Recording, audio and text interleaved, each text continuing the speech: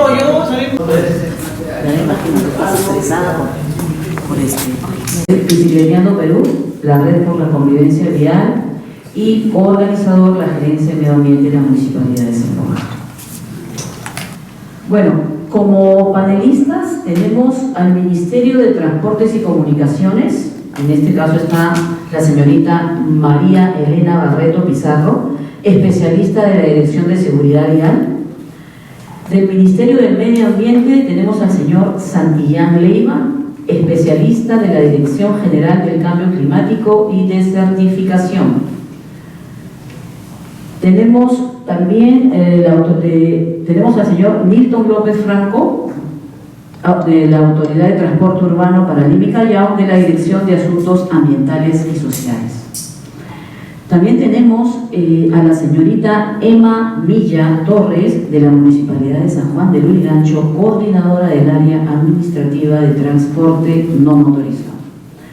Y también tenemos a la Municipalidad de San Borja, al regidor Fernando Llamosas. Y también a la Red de Convivencia Vial, el vocero Paul Márquez. Con la mesa de diálogo, el primer tema es la importancia de la movilidad sostenible, infraestructura ciclística. Hablar sobre la importancia de la movilidad sostenible, creo que todos estamos muy al tanto de la importancia, ¿no? En un contexto de cambio climático, donde muchas cosas están cambiando, donde vivimos consumiendo recursos para generaciones futuras, es muy importante el tema de la movilidad sostenible, ¿no? Pero no solo desde el punto de vista de preservar el medio ambiente, sino también de la salud de las personas, incluso desde un punto de vista económico y social. Creo que todos ustedes lo deben haber comprobado. No hay un medio de transporte más económico que la bicicleta. No hay un medio de transporte que te haga más feliz y que te dé al mismo tiempo salud mientras te desplazas, mientras cumples con tus obligaciones diarias, que la bicicleta. Muchísimas gracias y muy buenas tardes. Quiero saludar a Gisela, quiero saludar a Paul, quiero saludar a nuevo. Para todos lados en bicicleta he descubierto algo, que hablar de ciclismo urbano es hablar de bienestar. Y hoy día quiero compartirles 3 mensajes sumamente rápidos y sumamente importantes que creo que van a ayudarles a ustedes a fortalecer esa convicción de la importancia de la movilidad sostenible a través de la bicicleta. Siguiente, por favor. Entonces, para que todos podamos estar en línea, hay un principio básico. Tenemos 3 casas, no una, tenemos 3 casas. Eso es lo esencial que todos tenemos que comprender. La primera casa es nuestro cuerpo. En nuestro cuerpo habitamos, nuestro cuerpo cuidamos, y es nuestro cuerpo el que nos acompaña a lo largo de esta vida. La movilidad sostenible. La primera, ya la ciencia lo ha demostrado. Si uno quiere movilizarse en ciudades como Lima, en distancias de 15 kilómetros, ir en bicicleta es ir más rápido, definitivamente, sin dudas. 15 kilómetros a la redonda vamos a ir siempre mucho más rápido en bicicleta. Lo podemos comprobar de cualquier manera en cualquier distrito. Segundo, la Universidad de California ha demostrado que si la movilidad sostenible como la bicicleta fuera una de las principales medidas de municipalidades, gobiernos regionales y en general del Estado, reduciríamos hasta un 10% las emisiones de gases de efecto invernadero. Voy a entrar a detalle más adelante. Y en tercer lugar, este dato que también es sumamente importante: 20 minutos yendo en bicicleta para ir al trabajo y luego 20 minutos más para regresar del trabajo, más o menos son 200 kilómetros que podríamos tomar nosotros en un periodo determinado de tiempo al mes. 200 kilómetros de bicicleta al mes, yo por ejemplo hago diario entre 15 y 18, dependiendo de cómo me muevo, significan, ¿saben cuántos kilogramos de CO2 reducidos? 38. 38 kilogramos de CO2 reducidos. Ustedes me dirán, wow, pero ese es el peso de un niño, es muy poco. Sí, son solo 38 kilogramos de CO2. Y el Perú, solo para darles una idea, el Perú emite 210 millones de toneladas de CO2. Víctor, ¿lo que nos estás contando es una broma? ¿Les digo algo? No. Cada acción cuenta.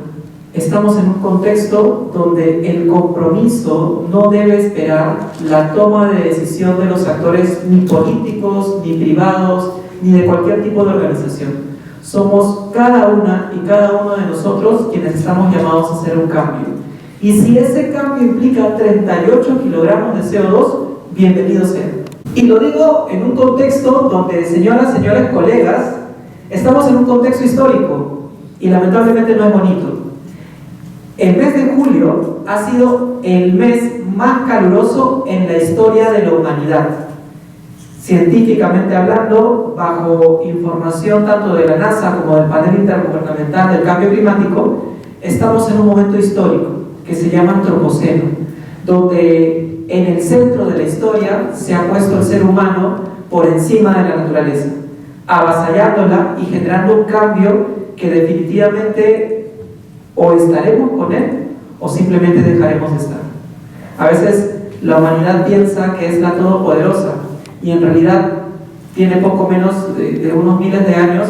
Estamos en tiempo en contra y por eso estoy aquí, porque quiero compartirles una información que quizás ustedes no conocen y con mucho gusto quiero hacérselas llegar de primera mano y de una manera sencilla. Siguiente, el Perú se ha comprometido a hacer frente al cambio climático con un número de medidas, que son 184 medidas. Estas medidas son para adaptarnos, es decir, para reducir nuestra vulnerabilidad y por otro lado, para reducir los gases de efecto invernadero. Víctor, ¿y dónde se ubica el ciclismo, la movilidad sostenible? En la segunda, en la reducción de emisiones de gases de efecto invernadero, uno de ellos el CO2. Víctor, más detalle. El Ministerio de Transporte tiene bajo su competencia la implementación de un total de 16 medidas de mitigación.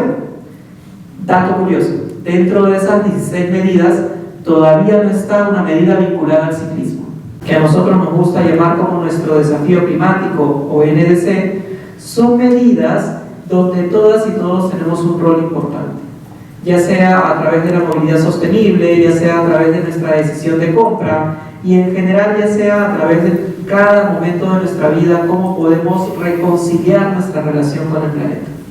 Siguiente, por favor, y para terminar, el tiempo ya me ganó. Yo creo que ante la pregunta de la importancia de la movilidad sostenible, la respuesta es importante porque se trata de nuestro bienestar.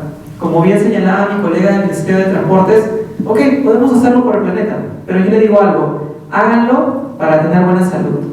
Háganlo para ahorrar dinero y háganlo para ganar tiempo. No hay nada más importante en esta vida que el tiempo. Y yo llegué después de usted porque vine a pie. Entonces, yo hace mucho tiempo vendí mi carro también, ¿no? Entonces soy usuaria del transporte público, por supuesto también me gusta mucho el uso de la bicicleta y camino. Y ahora hago más transporte público. Uso el metropolitano, uso el transporte urbano convencional, uso el colectivo, uso el taxi, como representante del alcalde de Lima, y siendo además mi tercera vez que estoy en la Municipalidad de Lima. Así que tengo un poco de historia en cuanto a la normativa, al principio de autoridad, a la regulación, a los usos de la ciudadanía, al valor tan importante para un funcionario público que es la empatía, el ponerse en los zapatos de la otra persona. Si la otra persona no es ciclista, o al revés, es ciclista y yo como funcionario no lo soy, tengo que ponerme en sus zapatos. Pero si la otra persona es peatón y yo soy funcionario público y tengo carro, me tengo que poner sus zapatos. Y si la otra persona es ambulante, es taxista, es transporte público, es mototaxista, tengo que ponerme en sus zapatos. Voy a hablarles no tanto de todo lo que es el tema del transporte y del tránsito, que es el que ahora me toca, porque el transporte del 2019, octubre de 2019, con la ley 30.900, ha pasado a ser administración de la ATU, Autoridad de Transporte Urbano. Pero quiero hablarles, sí, desde el punto de vista de las tres preguntas que tocan. ¿Pasamos? Entonces, en el concepto de movilidad sostenible lo han definido muy bien, no tendría que ampliar el concepto respecto a la definición. Lo que habría que decir es qué tenemos que hacer o qué estamos haciendo. Ya, con el tiempo que tenemos, yo tengo que irme también directo a darles información. ¿Qué encontré? Encontré proyectos en expedientes, algunos con donación, plata, pero no usada. que hay que tener un dedo de frente para tener plata, donación y no usar. Entonces hay que ser eficientes. No solo hay que gustarnos la bicicleta, que por supuesto a mí me gusta la bicicleta, me gusta caminar, me gusta hacer deporte, pero ahorita me han contratado para ser eficiente manejando los recursos del Estado o de las donaciones. Entonces, ¿qué tenemos?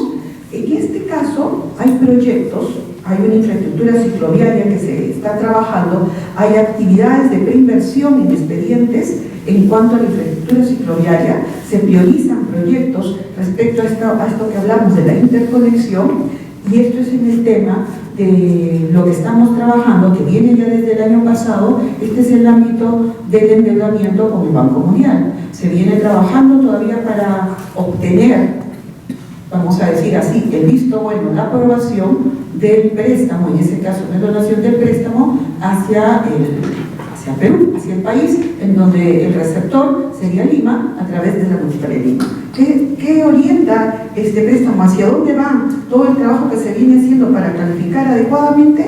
Hacia lo que acaban de hablar ustedes. Cicloparqueaderos, interconexiones, extensión cicloviaria, cultura vial. Esto es dentro de los aspectos que hablamos del Banco Mundial. Hay más de 50 kilómetros de ciclovías que se están definiendo en los trabajos, forma parte de todos los 5 componentes que es este fondo de endeudamiento. Uno de ellos, el primero, es el concepto de semaforización centralizada, el segundo concepto es fiscalización electrónica, el tercer componente es zonas de tráfico calmado y los planes de acción inmediata de tránsito. Y el otro componente es ciclovías, cicloparqueaderos, y el quinto es reforzamiento institucional. En la parte que nos corresponde entonces, sí se está hablando de expansión de ciclovías. ¿Pasamos? Pero además les comentaba que este préstamo también incluye un concepto que hablamos, zona de tráfico calmado. ¿Qué es el concepto de zona de tráfico calmado? ¿Qué es supermanzanas? Bueno, países, principalmente en Europa, que siempre tenemos unos cuantos añitos de atraso, van a decir, ¿por qué en este distrito otro? Yo no tuve nada que ver. Porque tuvieron buenas ideas y ahora tienen 16,5 millones de dólares para que puedan ejecutar. Entre los conceptos que he hablado, estamos de la red de ciclovía que tenemos actualmente. Son 330 kilómetros de ciclovías que hemos encontrado. No les voy a decir lo que ustedes saben, sin conexión, en mal estado, que llevan a algún lugar y a otro no, que muchos, casi 220, aparecieron en COVID.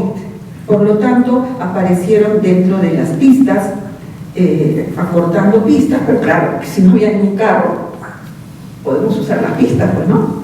Pero pasó el COVID y los carros se han multiplicado porque la línea de crecimiento de compra de autos ha crecido, por si acaso. No somos conscientes de lo que está pasando en el mundo y ahora sigue la ciclovía ahí. Entonces saquémosla y botemos la ciclovía. Es que no hay que actuar apurados tampoco, hay que hacer entonces un inventario de la situación, una evaluación de las ciclovías, cuáles son convenientes, cuáles no son convenientes, hay que reubicarlas, hay que retirarlas, hay que modificarlas, el ancho es apropiado, las condiciones son apropiadas, se interconectan con puntos de intermodalidad, me llevan a algún lugar, me conectan con centros atractores de viaje. Bueno, son mejoras que hay que hacerle, pero mientras no hay que esperar cuando terminemos los estudios, el día a día nos gana, así que también hay que entrar en programas de señalización, de mantenimiento, de mejoramiento inmediato. ¿Pasamos? ¿Qué otros proyectos hay? Les hablaba de la KfW, 94 kilómetros de ciclovías, 20 millones de euros detenidos el año pasado sin uso, por cuestiones de la burocracia, pero ya empezamos, ya iniciaron, ya estamos dando la primera piedra, ya van los primeros 5 proyectos de los 7 de este año, son 34 en total, y le ponemos ritmo y avancemos. Proyectos existen que tenemos con apoyo también de entidades internacionales.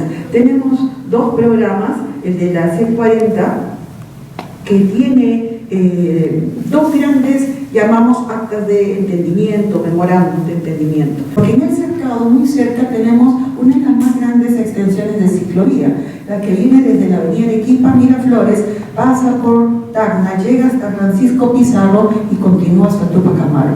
Entonces tenemos que lograr que esa masa que está del otro lado del río Lima llegue hacia esta zona y la podamos interconectar en viajes seguros para que puedan hacer esas movilizaciones que se necesitan, sobre todo en las zonas del cono norte, donde se sabe que la mayor demanda existe para ese lado, hacia la zona de cercado o hacia las zonas donde hay mayor cantidad de concentración de centros de estudios o centros de trabajo. Además de eso, ¿qué hemos hecho? Y también para comentar sobre estos aspectos de los trabajos que hacemos con las agencias internacionales. El mundo está muy preocupado por el tema del daño al medio ambiente. Es una red que articula actualmente a unas 20 y tantas organizaciones, tanto ciclistas como también ambientalistas y también colectivos que tienen que ver con el desarrollo urbano, con la transformación de la ciudad. Esto, ¿no? Y digamos, ser conscientes de la situación trágica en la que nos encontramos, no solo los ciclistas, sino todos los usuarios del espacio público en nuestro país, porque vivimos una situación no de convivencia vial, que es lo que soñamos, sino realmente, como bien lo ha descrito Nilton, de violencia vial, permanentemente. Estos son los nombres, no los voy a leer todos en este momento por una cuestión de tiempo, pero los nombres de las personas que tenemos registradas por Google, porque son casos que han salido en prensa, de ciclistas fallecidos en siniestros viales este año, solamente este año. De hecho, ahí está el caso de uno de los casos que de alguna manera nos tocó mucho, porque era un activista ambientalista y activista ciclista, y es quizás un poco a partir de este caso que nos empezamos a organizar como red. Adelante, por favor, Carlos. Esta tabla la he sacado esta semana. Ahora podemos ver que, claro, la actualización no es permanente, ¿no? Porque no hay ahí ningún caso en Lima en el 2023. Y como hemos visto en la anterior diapositiva, sí hay varias personas fallecidas en Lima, en Ate, en La Victoria, en Jesús María, en Comas. Bueno, pero nos da una imagen de la situación, ¿no? 26 siniestros involucrando 62 vehículos, con 26 fallecidos en lo que va del año, según los datos registrados en el observatorio. Avanza, por favor, Carlos. No, el anterior. Y estos son en los últimos 4 años, ¿no? Desde el 2020, que se lleva el registro del observatorio, hasta lo que está registrado este año. Entonces vemos que son 184 fallecidos en bicicletas y triciclos en todo el país, y una fatalidad, esto creo que es importante mencionarlo, casi del 70%. Es decir, si te accidentas en bicicleta, si sufres un siniestro, las probabilidades de que esto sea muy grave son más altas que en otro tipo de vehículos. Una fatalidad registrada de casi el 70%, y el que baja la tasa es Lima, que tiene una siniestralidad de 35%, porque en todas las demás ciudades en realidad supera el 80% de fatalidad. Bueno, ese es el caso de los ciclistas, pero sabemos que no somos, pues, obviamente los únicos, los famosos siniestros de transporte interprovincial que se caen en las carreteras, o estos siniestros que tienen en un solo incidente 20, 30 fallecidos, también están en esta contabilidad, ¿no? Pero lo cierto es que, les doy un dato, los fallecidos por la delincuencia en el Perú no superan los 2.000 casos anuales. Es decir, lo que vivimos en las pistas es más grave que la delincuencia. Pero ya quiero ver yo quién es el político que dice que hay que declarar en emergencia la movilidad en el país. Estamos declarando en emergencia por la delincuencia, ¿no? ¿Y cuál es la prioridad? Pero, bueno, esto no gana votos, me parece. No gana titulares. Lo hemos normalizado. Estamos acostumbrados a que los peruanos muramos ejerciendo nuestros derechos, en este caso, nuestro derecho a la movilidad. Bueno, por eso nosotros lo que planteamos es que ha llegado el momento de un punto de inflexión. No es posible continuar con esta inercia. Basta ya. ¿Hasta cuándo vamos a tolerar que 3.000 peruanos mueran al año en las pistas? Y aquí les queremos poner algunos ejemplos de lo que es un punto de inflexión. Y bueno, siempre se habla de Holanda, o Ámsterdam, y cuando se dice hay que hacer ciclovías en tal avenida, no, por favor, no somos Ámsterdam. Bueno, pero la frase pues, que ustedes ya la deben de haber leído, porque ya se ha hecho también, se ha acuñado, Ámsterdam antes tampoco era Ámsterdam. Es decir, hubo un punto de inflexión. Si vemos los años 70, la ciudad de Ámsterdam era tan pro automóvil y con tanta violencia vial como cualquier gran ciudad moderna del siglo XX. Y ahí vemos la siniestralidad de ciclistas. Ahora vemos también que esa siniestralidad empieza a caer durante la década de los 80 drásticamente hasta llegar a los niveles que vemos en la actualidad, que son pues mucho más pequeños y probablemente están entre los más pequeños del mundo.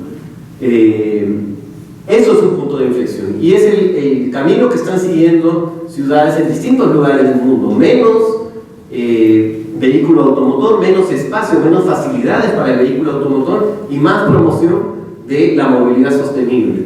Vemos ahí Times Square, donde la gente de Nueva York siempre va a tomarse fotos, hace muy pocos años, infestado de vehículos automotores. Ahora se ha tomado la decisión valiente de peatonalizarlo.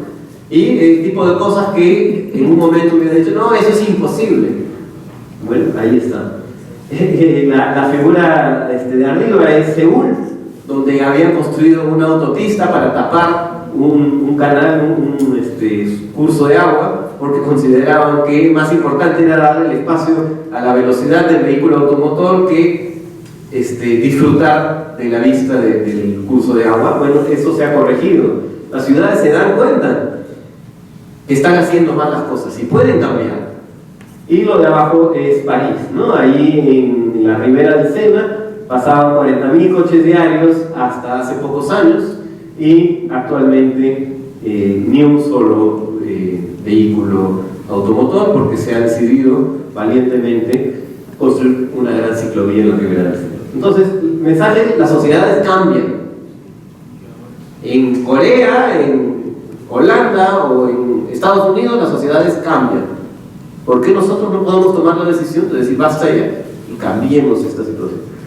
Pero eso no ocurre mágicamente, sino ocurre con el activismo e involucramiento de la sociedad civil. Y esta es la famosa marcha en Ámsterdam de ciclistas en el año 75, que es una importante, pero hay varias similares en esa década, que marca ese momento el punto de inflexión cuando se empieza a generar una conciencia de que las cosas estaban mal y que había que cambiar la manera de hacer las cosas en las ciudades. Adelante, por favor. Es en ese contexto que nosotros hemos lanzado esta carta, que es la iniciativa de la Red de la Convivencia Vial, que actualmente ha recopilado casi 15.000 firmas y que va a ser entregada a partir de esta semana a las municipalidades de Lima y Callao.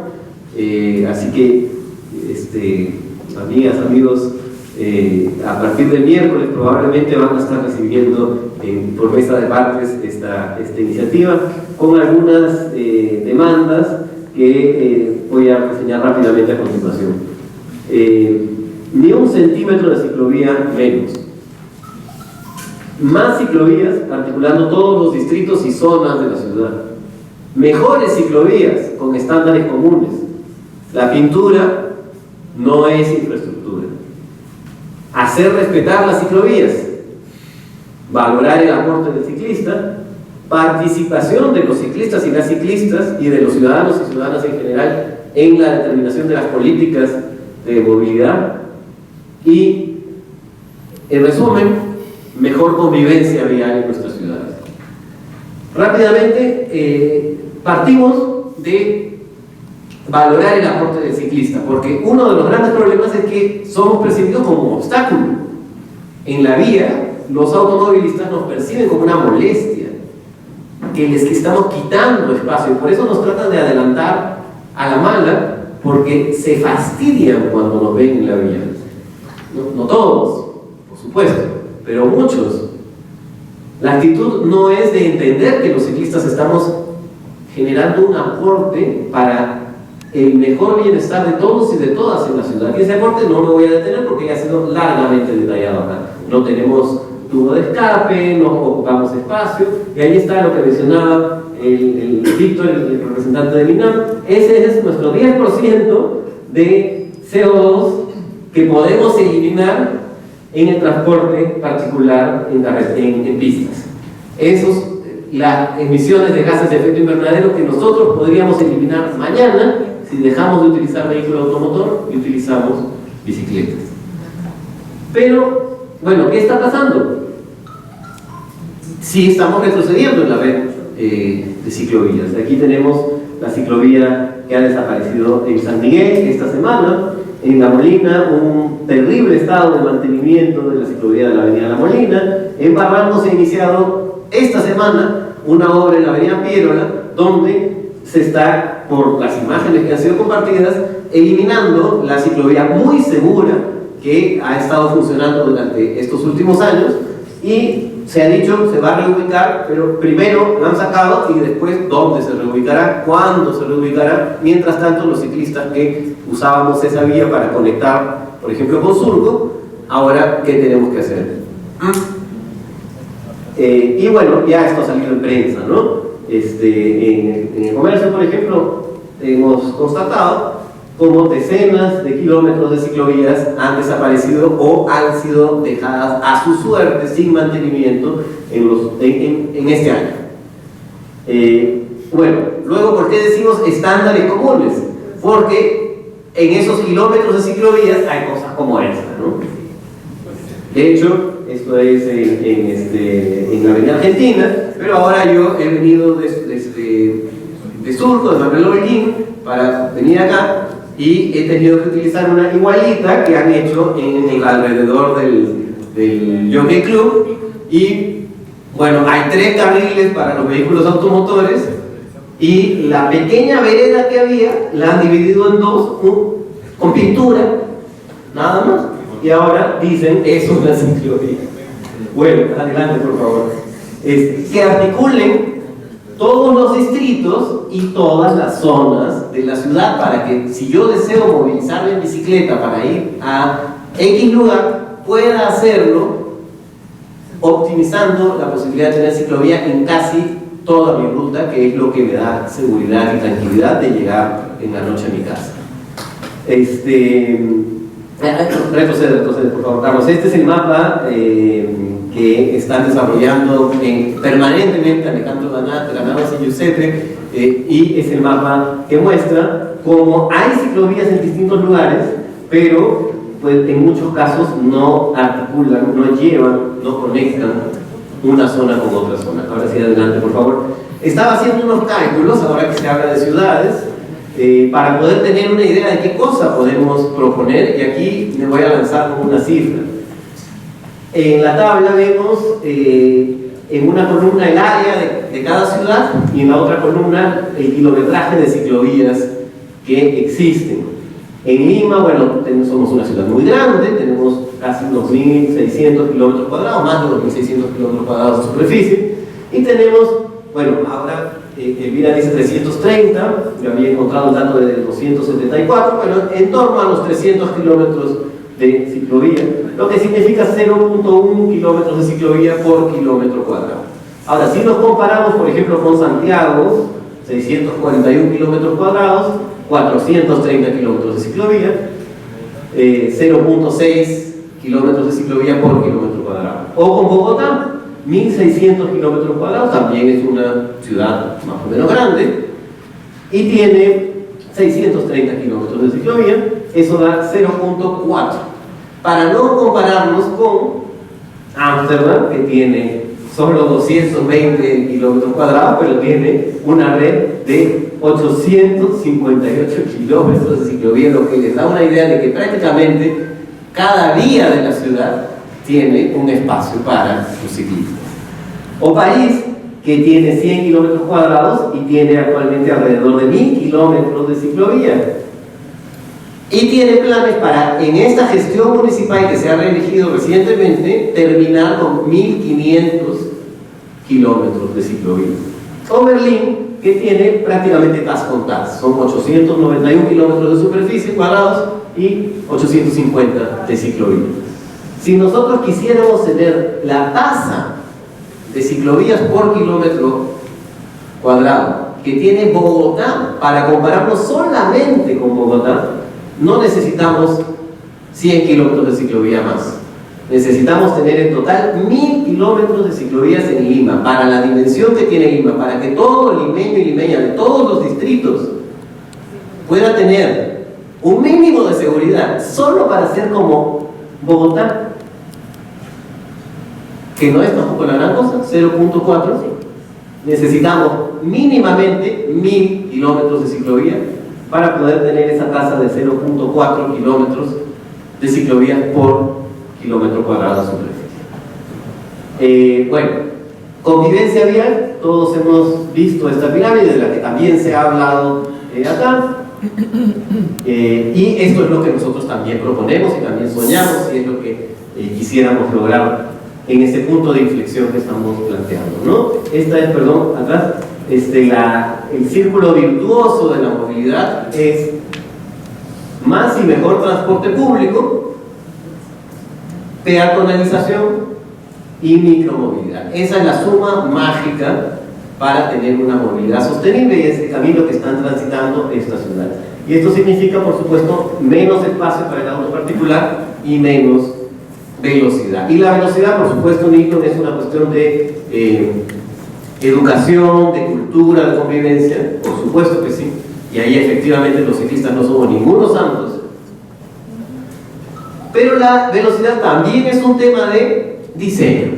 Y ahí está la idea del urbanismo táctico y todos estos diseños que desincentivan la velocidad en las vías. Ahora, insisto, yo simplemente he cruzado de Surco a San Borja, que son vecinos, y digo, esa pirámide de movilidad existe. En realidad es absolutamente inversa. El espacio para el vehículo particular está en primer lugar. Eso es lo que tenemos que cambiar. Adelante, por favor. Y bueno, hablamos de los impactos en el cambio climático, hablamos del medio ambiente, del aire, la calidad de aire. Bueno, esta lógica de convivencia vial, que significa reducir los espacios para el vehículo automotor particular y ampliar los espacios para el transporte público masivo, para los peatones y para la micromovilidad, no necesita más autopistas. Esa visión de movilidad no necesita, por ejemplo, el anillo vial periférico que se quiere hacer, eliminando ese arbolado hermoso de la avenida Separadora Industrial, que tiene varias decenas de hectáreas de árboles, y tampoco necesita un proyecto como el de la Vía Expresa Santa Rosa en el Callao, que simplemente sirve para no mostrarle la cara fea de Lima a los turistas y que puedan ir del aeropuerto en taxi rápido sin saber a qué ciudad están entrando. En vez de hacer que el metro, como en todo país civilizado del mundo, yo he estado hace muy poco en México, me fui del aeropuerto a mi hospedaje en metro, me regresé en metro. No, acá en Lima están pensando que el metro ya no entre. El futuro tramo de la línea 2 del metro, que algún día se terminará, no entre al aeropuerto como ocurre en todas las grandes ciudades del mundo.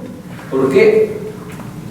Pero ese es el tipo de obras que no necesitamos. No necesitamos más autopistas que destruyen la convivencia vial, incentivan el auto, incentivan la velocidad, desincentivan la peatonalización, porque es bien difícil ser peatón en un lugar donde hay grandes autopistas, desincentivan la micromovilidad y, por supuesto, eliminan árboles cuando frente al cambio climático hasta para regular la temperatura que genera el asfalto y el concreto, con soles fuertes de 30, 35 grados que vamos a tener este verano, lo que necesitamos es más y más árboles, y ni un árbol menos. Eso es lo que queríamos compartir. Muchísimas gracias por su atención.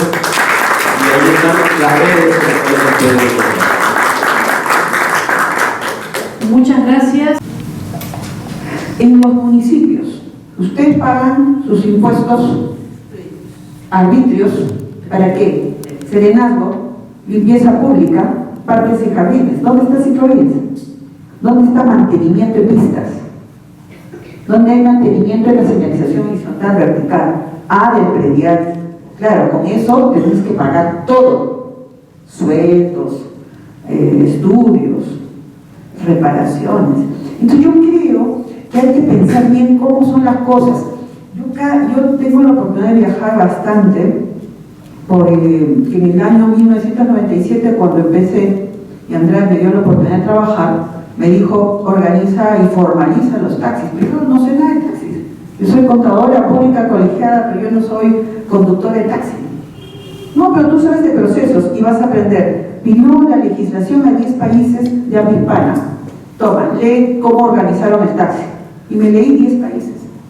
Me di 10 normativas de cómo es el taxi, y en 2 meses sabía todo lo que había que hacer, y me di cuenta que teníamos 70 años de atraso. Y le dije, nosotros estamos peleando el empadronamiento, y en Barcelona, en Madrid, en el 1920 peleaban el empadronamiento de los taxistas. Estamos peleando por el color amarillo taxi en el 1997, si se acuerdan, y ellos lo habían discutido, habían peleado, habían hecho sus marchas en 1920. Dejé en el 2002 30.000 taxistas formales que aceptaron el color amarillo. Regreso después de 21 años, recién el año pasado, tras mucho discutir la política municipal, les cambió de colores cada rato, y el año pasado dijeron, verdad, tienen que seguir con el amarillo taxi. Entonces esa persona taxista que viene desde hace años, que le cambian la política y le ponen y le cambian, ¿dónde está el origen de los problemas? Es bueno saberlo. De hecho, mi gestión municipal no ha retirado una ciclovía, por el contrario, estoy creciendo ciclovías. Así que cuando vean el retiro de una ciclovía, vayan a la municipalidad digital y pregunten, ¿quién está retirando esta ciclovía? Quizás la está haciendo un tercero. Alguien que no le gusta, pues, y lo quita. Porque acá te ponen rejas, te sacan rejas, te cierran la vía, te abren la vía, y como nadie dice nada, solo nos quejamos a la interna. Hay que recuperar el poder de la ciudadanía en el orden. A mí, llámenme y díganme de frente las cosas. Mire una foto, esta ciclovía, ¿cómo? Oye, municipio, ¿qué estás haciendo? ¿Y por qué haces eso? ¿Con qué autorización? ¿O construyes? Acabo de escuchar que en San Juan del Urigancho van a hacer medio kilómetro de ciclovía. ¿Tienen permiso? Está todo localizado los estudios y bueno. No te preocupes. Es que la señora, mira, creo que la está cuadrando. No estoy cuadrando. Estoy diciendo. Estoy diciendo que conversemos, que hablemos, que construyamos, que vayamos avanzando, que sumemos.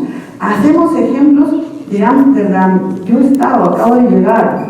Mira qué líneas de metro tienen. ¿Cuánto? Francia tiene 15 líneas de metros. Claro, ahora hacen ciclovías desde hace varios años.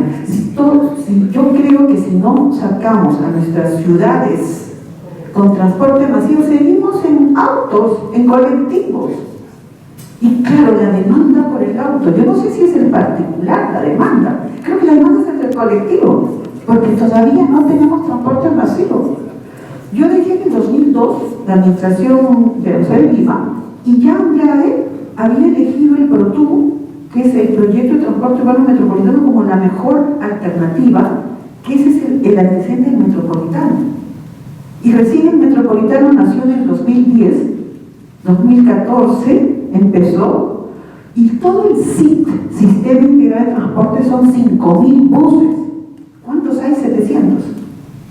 ¿Cuántos años han pasado y tenemos 700 de 5.000? Entonces, ¿por dónde empezamos arreglar las cosas. Yo creo que ha nacido la ATU desde el año 2019 para que justamente integre el metro, la línea 1, 2, el metropolitano, los corredores, el transporte urbano, el sistema de taxis, el sistema de transporte turístico, el sistema de transporte personal, y con una visión integral Lima-Callao maximice el transporte masivo para que esos 20 millones de viajes, pues por lo menos el 90 o el 80% sea ahí, y dejen vías para el resto de modos de transporte. Pero si pedimos solo ciclovías y no maximizamos el transporte masivo, yo no sé si las vías van a alcanzar para 20 millones de ciclistas. Entonces, me parece perfecto hacer una mesa de trabajo con cifras, con datos, con origen del problema, y pedir a los distintos niveles presupuesto específico para desarrollar, no será pues 1000 kilómetros en este momento, pero si pasamos de 330 a 660, que es lo programado, y hay que tener el financiamiento, yo creo que sería una buena estrategia. Si le pedimos a la ATU, a José Aguilar, que yo soy miembro del Consejo Directivo y está trabajando para poder impulsar ese transporte masivo que retire a los autos en una oferta en la cual o me voy en el colectivo o me voy en el metropolitano, un corredor con calidad, pues me tengo que ir a un metropolitano con calidad. Y las vías las preparamos para el transporte masivo, y ahí la convivencia con la ciclovía. No quiero hablar más, pero creo que sí es bueno enfocar bien el origen de los problemas, las causas y los aportes, y por supuesto siempre la conversación, ¿no? Muchas gracias. Con ATU, porque en octubre del 2019 ATU se llevó a todos los ingenieros de transporte, organizadores del plan de rutas, se llevaron a todo el tema de inspectores, a toda la gente que tiene que ver con transporte turístico, personal, de urbano. Entonces no voy a entrar en detalles, pero obviamente orientadores para que no entren a las ciclovías, y en la ciclovía la persona civil no tiene mucha autoridad y no sabe si está o no está. No es una buena estrategia para cuidar la ciclovía.